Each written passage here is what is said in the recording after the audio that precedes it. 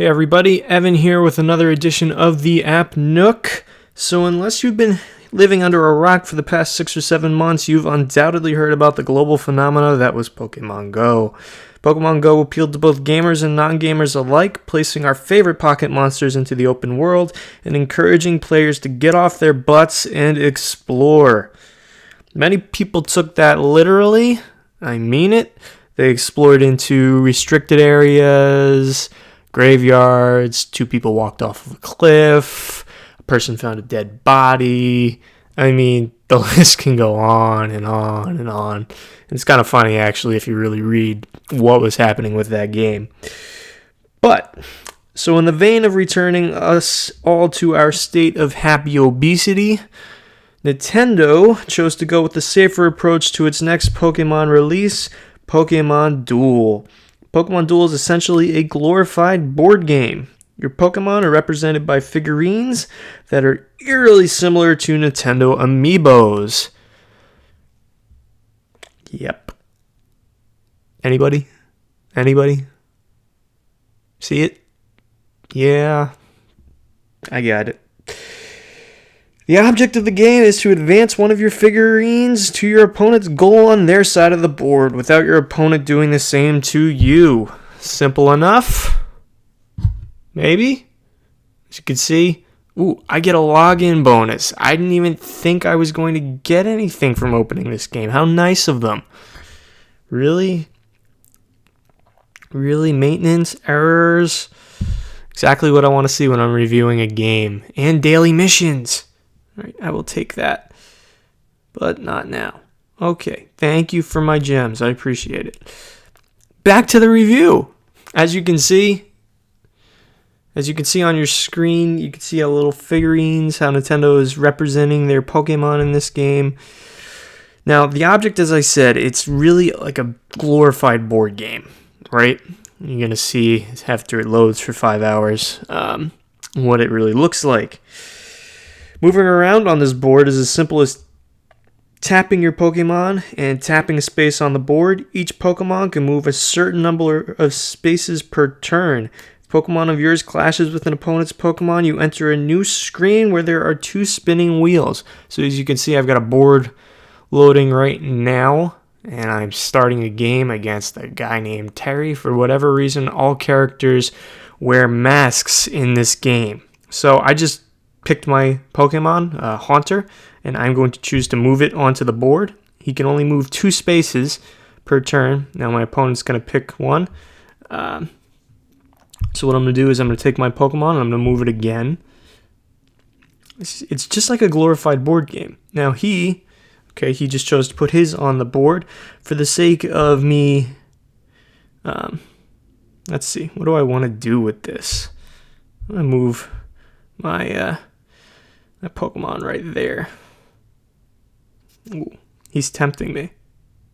He is tempting me. What do I do? What do I do? All right, let's attack this little dude. All right. Let's click it. Come on. There we go. So as you can see, when you start your turn, you get a spinning wheel when you go into battle. Now you can stop that immediately, and because I had a higher attack than his Pokemon, I won. Now, whenever you knock out a Pokemon, it goes into a, they call it like a Pokemon Center, and it can't come back until you've knocked out until your opponent's knocked out 2 of your Pokemon. So I'm just going to keep playing this for the sake of showing you guys how it works. He's obviously taking a defensive strategy as he chose to just move his Pokemon there. I'm going to do something along the same lines. It's not a tough game to grasp, right? It really isn't. It just is, I'm not even going to say time consuming, because the games are actually pretty quick when you think about it. And you can even have the game decide for you. Now, he just entered a battle with me, and I got 80 over his 50, so I knocked him out. And I just sent another one of his Pokemon to the Pokemon Center. Now, I'm in the vein of moving up a little bit. I'm going to keep taking pieces off of his board, and I think he may have just, I don't know if he wanted to give up, but I'm going to see if I can get to his goal. What is he going to do? Oh, he's gonna not do anything. Okay, I guess I win. See? Once you get to your opponent's goal, you win. Now, it is not a guarantee that you are actually going to play anybody with any sort of skill in this game. I personally have not encountered anybody who has actually really given me any problems so far, but that is to be expected when you're dealing with randoms. Now that you've seen how a little bit of a battle works, as I said, it's not tough to get. The rules of the game are easy enough to pick up. It never felt overly difficult. It's almost a natural progression to the way you go through it. So as you win, you get different little, you get like keys to open packs to get more figurines. You get boosters where after a certain amount of time, you can get more packs and figurines and stuff like that. Now the game, obviously, since this is free to play, Nintendo has to make money somewhere. They do that off of the game's gem system. You don't need to buy gems to play the game and enjoy it. They help speed things up a little bit, maybe get you some extra figures, right? Save some time, but they're not necessary. As you can see, if I go to the shop right now, I'm just gonna show you guys. If you purchase extra gems, you could just buy stuff. You can buy boosters, plates, maybe exchange materials. It's nothing necessary, but as I said, it does speed the game up. Outside of actual battling, Nintendo has chosen to go with a simple plot. It's very Pokemon-esque, although this one's a little bit strange. If you become the best, listen to this, you win a gigantic skyscraper. Yeah, I thought the same thing. It was like one of those what the heck moments, right? But whatever floats their boat, just go with it, right? There are a ton of figures in the game, and while you can technically unlock most of them if you play long enough, the gems do help with that a little bit. As I said, it's not anything that's going to drive you crazy. The game moves quickly enough so that you never feel like you have to buy them, but they do help.